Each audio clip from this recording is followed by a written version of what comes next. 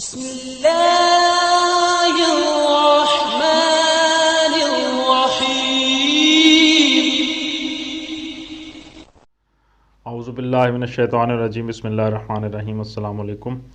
آج آپ کا میزبان ڈاکٹر کاشف بشیر تفہیم القرآن سیریز کی قسط نمبر 343 کے ساتھ آپ کے سامنے حاضر خدمت ہے، جس میں ہم انشاءاللہ العزیز سورہ نمل کی آیت نمبر 20 سے لے کر 26 تک کا ترجمہ اور تفسیر آپ کے سامنے پیش کریں گے، اور اس حصے کا موضوع ہے قوم سبا۔ بسم اللہ الرحمن الرحیم۔ وَتَفَقَّدَ الطَّيْرَ فَقَالَ مَا لِيَ لَا أَرَى الْهُدْهُدَ أَمْ كَانَ مِنَ الْغَائِبِينَ۔ ترجمہ ایک اور موقع پر سلیمان علیہ السلام نے پرندوں کا جائزہ لیا اور کہا، کیا بات ہے کہ میں فلاں ہدہد کو نہیں دیکھ رہا ہوں، کیا وہ کہیں غائب ہو گیا ہے؟ جائزہ لیا، پرندوں کا جائزہ لیا۔ تفسیر میں آتا ہے یعنی ان پرندوں کا جن کے متعلق اوپر ذکر کیا جا چکا ہے کہ جن اور انس کی طرح ان کے لشکر بھی حضرت سلیمان علیہ السلام کے عساکر میں شامل تھے۔ ممکن ہے کہ حضرت سلیمان علیہ السلام ان سے خبر رسانی، شکار اور اسی طرح کے دوسرے کام لیتے ہوں۔ لَأُعَذِّبَنَّهُ عَذَابًا شَدِيدًا أَوْ لَأَذْبَحَنَّهُ أَوْ لِيَأْتِيَنِّي بِسُلْطَانٍ مُبِينٍ۔ ترجمہ، میں اسے سخت سزا دوں گا یا ذبح کر دوں گا، ورنہ اسے میرے سامنے معقول وجہ پیش کرنی ہوگی۔ تفسیر میں آتا ہے موجودہ زمانے میں کہ بعض لوگ کہتے ہیں کہ ہدہد سے مراد وہ پرندہ نہیں ہے جو عربی اور اردو زبان میں اس نام سے معروف ہے، بلکہ یہ ایک آدمی کا نام ہے جو حضرت سلیمان علیہ السلام کی فوج میں ایک افسر تھا۔ اس دعوے کی بنیاد یہ نہیں ہے کہ تاریخ میں کہیں ہدہد نام کا کوئی شخص ان حضرات کو سلیمان علیہ السلام کی حکومت کے افسروں کی فہرست میں مل گیا، بلکہ یہ عمارت صرف اس استدلال پر کھڑی کی گئی ہے کہ جانوروں کے ناموں پر انسانوں کے نام رکھنے کا رواج تمام زبانوں کی طرح عربی زبان میں بھی پایا جاتا ہے اور عبرانی میں بھی تھا۔ نیز یہ کہ آگے اس ہدہد کا جو کام بیان کیا گیا ہے اور حضرت سلیمان علیہ السلام سے اس کی گفتگو کا جو ذکر ہے وہ ان کے نزدیک صرف ایک انسان ہی کر سکتا ہے، لیکن قرآن مجید کے سیاق کلام کو آدمی دیکھے تو صاف معلوم ہوتا ہے کہ یہ قرآن کی تفسیر نہیں بلکہ اس کی تحریف اور اس سے بھی کچھ بڑھ کر اس کی تغلید ہے۔ آخر قرآن کو انسان کی عقل و خرد سے کیا دشمنی ہے کہ وہ کہنا تو یہ چاہتا ہو کہ حضرت سلیمان علیہ السلام کے رسالے یا پلٹن یا محکمہ خبر رسانی کا ایک آدمی غائب تھا جسے انہوں نے تلاش کیا اور اس نے حاضر ہو کر یہ خبر دی اور اسے حضرت موصوف نے اس خدمت اور بھیجا کہ لیکن اسے وہ مسلسل ایسی چیستان کی زبان میں بیان کر کے پڑھنے والا اول سے لے کر آخر تک اسے پرندہ ہی سمجھنے پر مجبور ہو۔ اس سلسلے میں ذرا قرآن مجید کے بیان کی ترتیب ملاحظہ فرمائیے۔ پہلے ارشاد ہوتا ہے کہ حضرت سلیمان علیہ السلام نے اللہ کے اس فضل پر اظہار امتنان کیا کہ ہمیں منطق الطیر کا علم دیا گیا ہے۔ اس فکرے میں اول تو طیر کا لفظ مطلق ہے جسے ہر عرب اور عربی دان پرندے ہی کے معنی میں لے گا، کیونکہ کوئی قرینہ اس کے استعارہ و مجاز ہونے پر دلالت نہیں کر رہا ہے۔ دوسرے، اگر طیر سے مراد پرند نہیں بلکہ انسانوں کا کوئی گروہ ہو تو اس کے لیے منطق بولی کے بجائے لغت یا لسان یعنی زبان کا لفظ زیادہ صحیح ہوتا، اور پھر کسی شخص کا کسی دوسرے انسانی گروہ کی زبان جاننا کوئی بہت بڑی بات نہیں ہے کہ وہ خاص طور پر اس کا ذکر کرے۔ آج ہمارے درمیان ہزارہ آدمی بہت سی غیر زبانوں کے بولنے اور سمجھنے والے موجود ہیں۔ یہ آخر کون سا بڑا کمال ہے جسے اللہ تعالیٰ کا غیر معمولی عطیہ قرار دیا جا سکے؟ اس کے بعد فرمایا گیا کہ سلیمان کے لیے جن اور انس اور طیر کے لشکر جمع کیے گئے۔ اس فکرے میں اول تو جن اور انس اور طیر تین معروف اسمائے جنس استعمال ہوئے ہیں جو تین مختلف اور معلوم اجناس کے لیے عربی زبان میں مستعمل ہیں، پھر انہیں مطلق استعمال کیا گیا اور کوئی قرینہ ان میں سے کسی کے استعارہ مجاز یا تشبیہ ہونے کا موجود نہیں ہے جس سے ایک آدمی لغت کے معروف معنوں کے سوا کسی اور معنی میں انہیں لے۔ پھر انس کا لفظ جن اور طیر کے درمیان آیا ہے جو یہ معنی لینے میں صریحاً مانے ہیں کہ جن اور طیر دراصل انس ہی کی جنس کے دو گروہ تھے۔ یہ معنی مراد ہوتے تو کسی اور طرح سے کہا جاتا۔ آگے چل کر ارشاد ہوتا ہے کہ سلیمان علیہ السلام طیر کا جائزہ لے رہے تھے اور ہدہد کو غائب دیکھ کر انہوں نے یہ بات فرمائی، اگر یہ طیر انسان تھے اور ہدہد بھی کسی آدمی کا نام ہی تھا تو کم از کم کوئی لفظ تو ایسا کہہ دیا جاتا کہ بیچارہ پڑھنے والا اس کو جانور نہ سمجھ بیٹھتا۔ گروہ کا نام پرندہ اور اس کا ایک فرد کا نام ہدہد، پھر بھی ہم سے توقع کی جائے کہ ہم آپ اسے انسان سمجھیں۔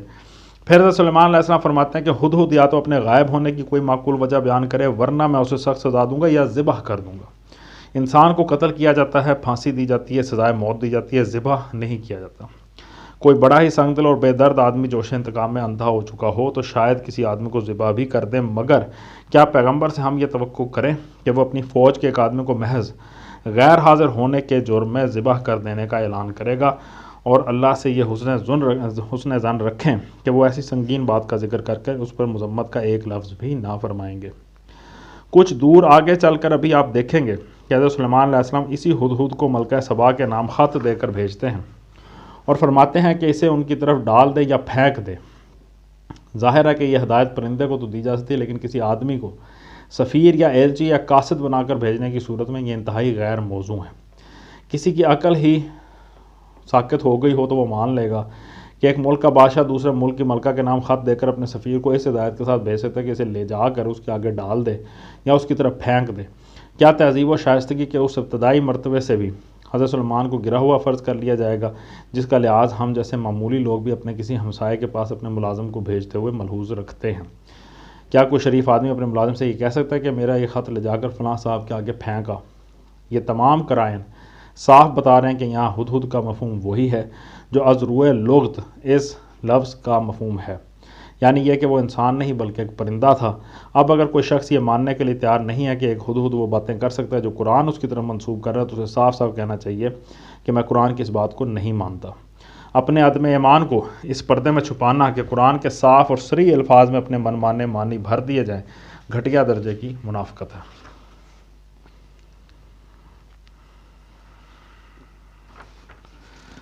فمکث غیر بعید فقال احطت بما لم تحط به وجئتک من سبأ بنبأ یقین۔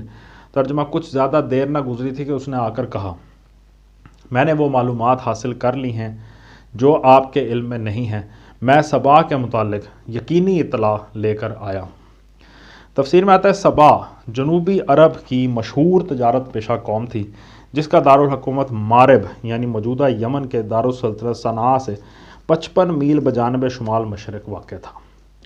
اس کا زمانہ عروج معین کی سلطنت کے زوال کے بعد تقریباً سن 1100 قبل مسیح سے شروع ہوا اور 1000 سال تک یہ عرب میں اپنی عظمت کے ڈنکے بجاتی رہی۔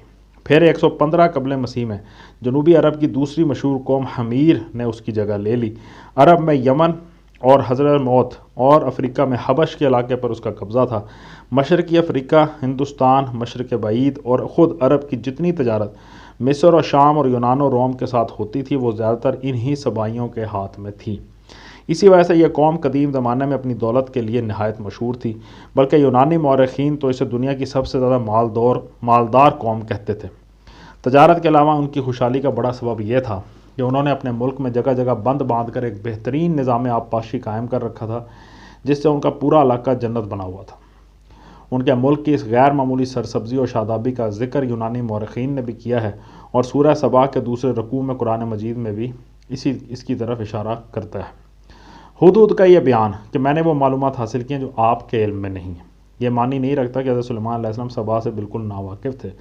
ظاہر ہے کہ فلسطین و شام کے جس فرما روا کی سلطنت بحر احمر کے شمالی کنارے خلیج عقبہ تک پہنچی ہوئی تھی وہ اسی بحر احمر کے جنوبی کنارے یمن کی ایک ایسی قوم سے ناواقف نہ ہو سکتا تھا جو بین الاقوامی تجارت کے ایک اہم حصے پر قابض تھی۔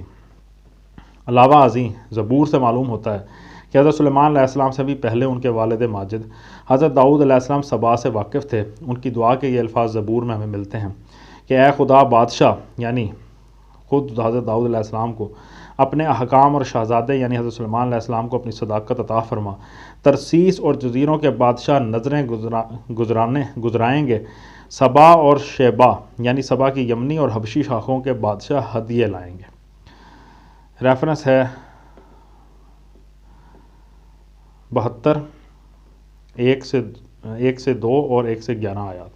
اس لیے ہدہد کا قول کا مطلب یہ معلوم ہوتا ہے کہ قوم سبا کے مرکز میں جو چشمدید حالات میں دیکھ کر آئے ہیں وہ ابھی تک آپ کو نہیں پہنچے ہیں۔ انی وجدت امرأۃ تملکہم وأوتیت من کل شیء ولها عرش عظیم۔ ترجمہ: میں نے وہاں ایک عورت دیکھی جو اس قوم کی حکمراں ہے، اس کو ہر طرح کا سر و سامان بخشا گیا ہے اور اس کا تخت بڑا عظیم الشان ہے۔ وجدتها وقومها يسجدون للشمس من دون الله وزين لهم الشيطان اعمالهم فصدهم عن السبیل فہم لا یہتدون۔ ترجمہ، میں نے دیکھا کہ وہ اور اس کی قوم اللہ کے بجائے سورج کے آگے سجدہ کرتی ہے۔ شیطان نے ان کے اعمال ان کے لیے خوشنما بنا دیے اور انہیں شاہراہ سے روک دیا، اس وجہ سے وہ سیدھا راستہ نہیں پاتے۔ میں نے دیکھا کہ وہ اور اس کی قوم اللہ کے بجائے سورج کے آگے سجدہ کرتی ہے۔ تفسیر میں آتا ہے، اس سے معلوم ہوتا ہے کہ یہ قوم اس زمانے میں آفتاب پرستی کے مذہب کی پیرو تھی۔ عرب کی قدیم روایات سے بھی اس کا یہی مذہب معلوم ہوتا ہے۔ چنانچہ ابن اسحاق علماء انصاب کا یہ قول نقل کرتا ہے کہ سبا کی قوم دراصل ایک مورث اعلیٰ کی طرف منسوب ہے جس کا نام عبد شمس یعنی بندہ آفتاب یا سورج کا پرستار اور لقب سبا تھا۔ بنی اسرائیل کی روایات بھی اسی کی تائید کرتی ہیں۔ ان میں بیان کیا گیا کہ ہدہد جب حضرت سلیمان علیہ السلام کا خط لے کر پہنچا تو ملکہ سبا سورج دیوتا کی پرستش کے لیے جا رہی تھی۔ ہدہد نے راستے ہی میں وہ خط ملکہ کے سامنے پھینک دیا۔ پھر آیت میں آیا کہ شیطان نے ان کے اعمال ان کے لیے خوشنما بنا دیے۔ تفسیر میں آتا ہے، انداز کلام سے ایسا محسوس ہوتا ہے کہ یہاں سے آخر پیراگراف تک ہدہد کے کلام کا جز نہیں بلکہ سورج کے آگے سجدہ کرتی ہے پر اس کی بات ختم ہو گئی، اور اس کے بعد اب یہ ارشاد اللہ تعالیٰ کی طرف سے اس پر بطور اضافہ ہے۔ اس قیاس کو جو چیز تقویت دیتی ہے وہ یہ فکرہ ہے کہ اور وہ سب کچھ جانتا ہے جسے تم چھپاتے اور ظاہر کرتے ہو۔ ان الفاظ سے یہ گمان غالب ہوتا ہے کہ متکلم ہدہد اور مخاطب حضرت سلیمان اور ان کے اہل دربار نہیں ہے بلکہ متکلم اللہ تعالیٰ اور مخاطب مشرکین مکہ ہیں جن کو نصیحت کرنے ہی کے لیے یہ قصہ سنایا جا رہا ہے۔ مفسرین میں سے علامہ علوسی صاحب روح المعانی بھی اسی قیاس کو ترجیح دیتے ہیں۔ مزید آیا کہ دنیا کی دولت کمانے اور اپنی زندگی کو زیادہ سے زیادہ شاندار بنانے کے جس کام میں وہ منہمک تھے، شیطان نے ان کو سجا دیا کہ بس یہی عقل و فکر کا ایک مصرف ہے اور قوائے ذہنی و جسمانی کا ایک استعمال ہے۔ اس سے زیادہ کسی چیز پر سنجیدگی کے ساتھ غور کرنے کی حاجت ہی نہیں ہے کہ تم خواہ مخواہ اس فکر میں پڑو کہ اس ظاہر حیات دنیا کے پیچھے حقیقت واقعہ کیا ہے اور تمہارے مذہب، اخلاق، تہذیب اور نظام حیات کی بنیادیں اس حقیقت سے مطابقت رکھتی ہیں یا سراسر اس کے خلاف جا رہی ہیں۔ شیطان نے ان کو مطمئن کر دیا کہ جب تم دنیا میں دولت اور طاقت اور شان و شوکت کے لحاظ سے بڑھتے ہی چلے جا رہے ہو تو پھر تمہیں یہ سوچنے کی ضرورت ہی کیا ہے کہ ہمارے یہ عقائد اور فلسفے اور نظریے ٹھیک ہیں یا نہیں۔ ان کے ٹھیک ہونے کی تو یہی ایک دلیل کافی ہے کہ تم مزے سے دولت کما رہے ہو اور عیش اڑا رہے ہو۔